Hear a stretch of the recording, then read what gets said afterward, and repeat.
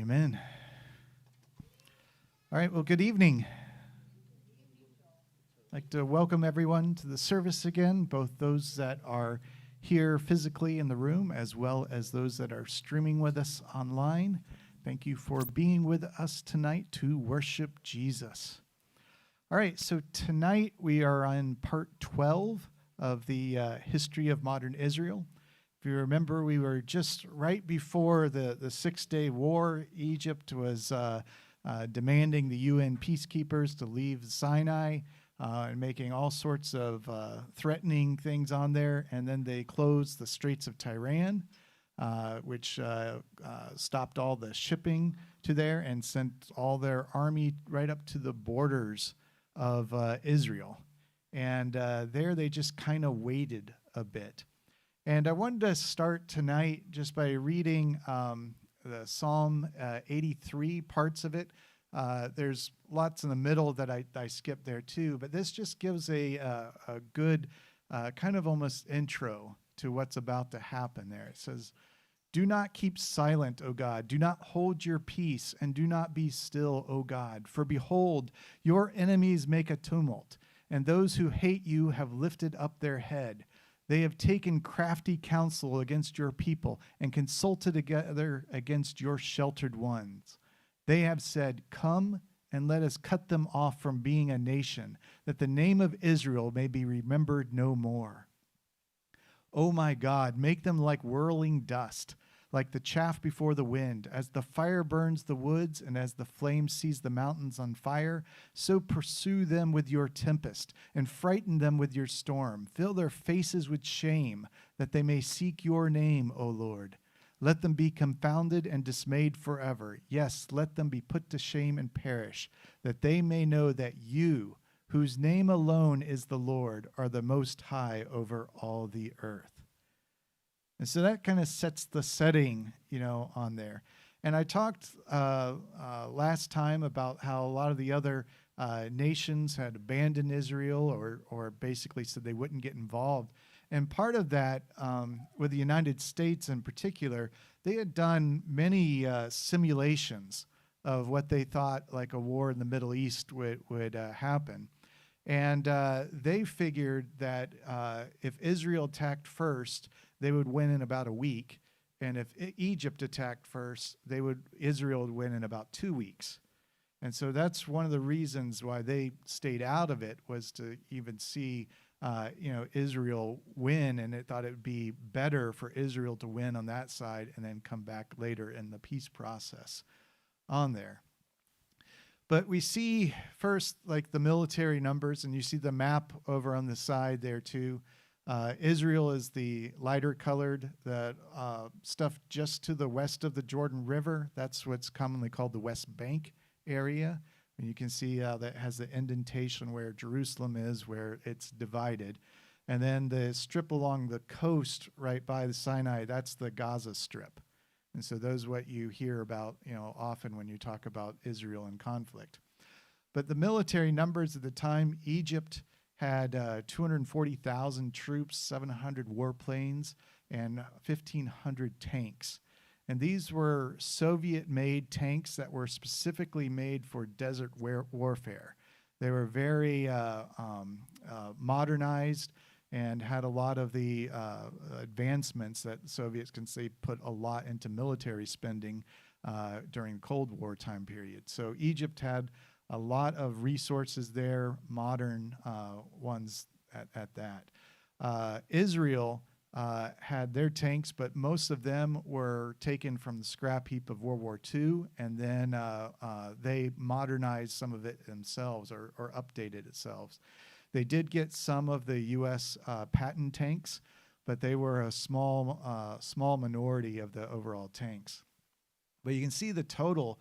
There's 540,000 troops, 875 warplanes, and 2,500 tanks against Israel that only had 50,000 troops, 300 warplanes, and 800 tanks. So you can see from the beginning they were vastly outmatched just on the sheer numbers. And so Israel, after about 3 weeks of waiting, Egypt had put all those things on their border and all. They started Operation Focus, which was their air attack. And so it was a surprise attack against the Egyptian airfields and the warplanes. Syria, Jordan, Iraq, and Lebanon also attacked Israel in retaliation for the airstrikes there. And you can see Israel destroyed 452 aircraft. Most of the ones in Egypt were even on the ground. The night before, a lot of the Egyptian commanders, they were basically partying and being out late.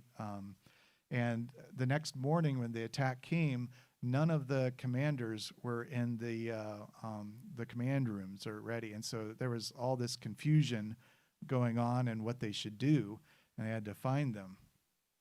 So that was extremely successful. And they talked about this as one of the most successful air attacks ever done in warfare because Israel's aircraft lost in this particular outing was only 19. So destroying 452 and only losing 19, not a bad outcome on that side. They did lose more aircraft as the war continued, but that number is just talking about this initial strikes there. They also engaged in a couple other operations, starting at that same time as the airstrikes, try to maximize on that advantage. So this was the going into Gaza Strip into Sinai. It started at the very top. So they curled around, got into the Gaza Strip, took out the defenses there, and then they beelined it along that coast area across to a couple of the places that were solidified. They got their tanks battling there up in the middle, and basically just went straight by where the Egyptians were, circled around, and then took them out from behind too. The Egyptians, in a lot of ways, they had the tanks almost like halfway into the sand to protect the bottom part, but it made it so that they were not very maneuverable, on there. And so by Israel going past, shooting it, and it's just like they were just demolishing them. Word on those attacks came, and their strong battalion, the 4th Battalion, was kind of in the middle. It started heading up to reinforce those upper areas. But Israel kind of, in their planning, figured that that's what they do. So they sent that second column out in that middle area. And that was an area that the Egyptians did not think that the tanks could cross. But they crossed it anyway. And they had modified those tanks to be further firing. And so as the Egyptian column of tanks was racing toward to go up to that other area, they sat back on mounds and just started picking them up at long range where the other tanks couldn't even fire back at them. And so, that was taking out a lot of that 4th Brigade that was coming in. And then the bottom one was led by a guy named Ariel Sharon that will come up later in history as well. But he was the commander of that bottom unit, which went and took out a lot of the other heavily fortified areas in the south and the Sinai Peninsula. But this was such a devastating blow. They took out so many of the tanks and positions and just rolled right on through. The morale of the Egyptian army was just shot at this point. And part of it had to do with the preparations and everything that was going on. The Egyptians, for their military that was in the desert region, allocated to them 1 liter of water per day. And for the Israeli army, they were allocated them 1 liter of water per hour that they were out there. And you could see that just on how active the soldiers were, going back to them. And so, it really demoralized a lot of them, so that some of them just got out of the tanks, took off their sandals and ran for the Mediterranean Sea, went back out that way. So Israel picked up over 100 of the tanks from the Egyptians too that were just abandoned, where they ran away from. That top line raced all the way to that edge too, and as the retreating comes on June 6th, that Egyptian defense minister ordered a full retreat.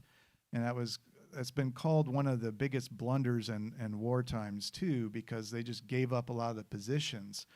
The Israel army at that point, when they saw tanks approaching, they're asked, "What do we do? Do we open fire?" And the commander of that area is like, "No, this is a defeated and demoralized area," and they just they basically surrendered without having another fight at that area or that time. The during that retreat, the first part of it, the soldiers didn't have good ways of getting across the Suez Canal, so some of them started swimming across. When they others came back around, they didn't let those people that were fighting in that area back to any of the normal places. They put those Egyptian soldiers into containment zones or containment areas. And I'm talking Egypt did this. And the reason why they did it is because they didn't want the population to think that they had a defeat, because their radio was announcing all the successes that they were having and how they were pushing Israel back and all that. And so they were basically lying to their people to try to keep the morale in Egypt up. But it's basically like in those 2 days, it was just taking that whole thing out. And so Israel is able to capture basically all of Sinai very, very quickly, a lot faster than what the U.S. had even thought in their simulations. Then UN Security Council met, and it was addressed by the Israeli ambassador to the UN. And he said, I would say in conclusion, he had a long address, and he came to here, he said, say in conclusion that these are, of course, still grave times, and yet they may perhaps have a fortunate issue. This could be the case if those who for some reason decided so violently 3 weeks ago to disrupt the status quo would ask themselves what the results and benefits has been. As he looks around him at the arena of battle, at the wreckage of planes and tanks, at the collapse of intoxicated hopes, might not an Egyptian ruler ponder whether anything was achieved by that disruption? What has it brought but strife, conflict with other powerful interests, and stern criticism of progressive men throughout the world? I think that Israel has in recent days proved its steadfastness and vigor. It is now willing to demonstrate its instinct for peace. Let us build a new system of relationships from the wreckage of the old. Let us discern across the darkness the vision of a better and a brighter dawn. So even at that time, Israel was pushing the agenda for peace. They were wanting to have peace with the neighbors. And even after, the attacks and all the rhetoric that came in, they were still willing to try to find a solution where they could be at peace. The second part of the war, or the second area of conflict, is with Jordan and the West Bank area. When the Israel was first attacking and they saw all the success that Israel is having, the Egyptian president called up King Hussein of Jordan and basically said, we're winning, we're wiping Israel off the map, we're pushing in. If you want to have any part of the peace process, you need to start attacking now, so you can have a seat at the table. And so he was basically conned into going right away, and so he started shelling Jerusalem and some of the kibbutzes around there, and had his army basically go in. There was a lot of street fighting that was happening in and around Jerusalem. But the Israelis pushed them back and was able to take over all of Jerusalem at that time. There was a lot of, confusion and chaos going. The head of the Arab League then told them to retreat, which they started to, and then King Hussein was like, no, you don't retreat here. You have to keep in your fortified positions. But many of the troops had already left where they were fortified. And if you get out of those positions and let the enemy into those fortified positions, you don't have a place to stand anymore. And so it's once again that confusion and chaos and the lack of leadership was just really hurting the Jordanian army at that point and giving up key positions and all the rest. And they basically were routed. And so Israel was able to capture the entire West Bank as well. The thing was, at the beginning of the war, the prime minister of Israel had messaged King Hussein of Jordan and told him that they had no plans on attacking Jordan, that this is the provocation of what Egypt had done, and if he stays out, there's nothing will happen. And King Hussein replied back to him and said, nope, it's too late, the die has been cast. Anyway, Israel was able to capture that. Meanwhile, Syria and the Golan Heights area was, trying to do their thing in the war, and so their military started setting up base and started bombing Israel from the Golan Heights area. From what I've talked about before, there already had been people, setting up different mortars, and people had been having to sleep in bomb shelters and all that. This just took it up quite intense. Israel did not anticipate going into Syria or the Golan Heights at the beginning of the war either. They thought they'd have their hands full in all the other places, but after they had such stunning success in the Sinai and then in West Bank area, they decided to go ahead and use their aircraft superiority and their troops, and they went in and they took over the Golan Heights to take that capacity of the enemy to shell them from the height advantages away from them. And so that, was just in 2 days they were able to take that part out as well. And so on June 10th, 1967, there was a ceasefire. And the ceasefire was basically almost forced upon them because Russia had told them if they didn't do that, they would start intervening and they would fight on the Arab League's behalf. And you don't want to wake up a superpower on that terms. And so they did a ceasefire on that day. And it's interesting, after the ceasefire was done, the Arab League still blamed the United States for its defeat. And they basically said there's no way possible that Israel could have done all this to us by themselves. It had to have foreign superpower help for us to have a defeat this bad. And yet, they showed over and over that the U.S. was not involved in it at all. It was all Israel and what it did. From the outcomes of it, the Arab League then met in Khartoum and Sudan, and they met to discuss the state of the Arab League at that point. And they were still very embarrassed. They were very embarrassed of everything that happened to them in the war. And so they adopted the principle of what's called the 3 no's. And so they said there would be no peace with Israel, no recognition of Israel, and no negotiations with Israel. So even after they were defeated in that fashion, they still were stuck in that area. The Egyptian president Nasser, he had originally taken blame for some of it, and said he was going to step down as president. And then a couple days later, after there was supposedly a groundswell of people wanting him to stay in office, because he was a popular president, he came back to be president of there, but he died about 2.5 years or 3 years later from a heart attack.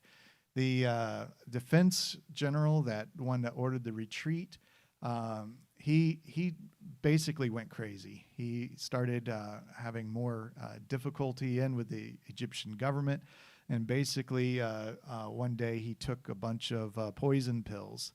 He was found. They took him to the hospital, pumped his stomach, got it back to recover, put it back in his place, but he had in his leg had a pouch or plaster thing on there where he had more poison pills, and he took them and killed himself that way. And it just goes again to show, like, once the demons are done with you, they don't care. They'll chew them up and spit them out, on that. But they still were very adamant that, they could not and would not recognize Israel. Instead, the United Nations, a couple months later, they did adopt the Resolution 242, which basically established what they call the land for peace thing. So they were telling Israel that, yeah, if you give back those lands that you won in the war, then that's the recipe for having peace. And we will see on the next couple of times how that has worked out. Okay.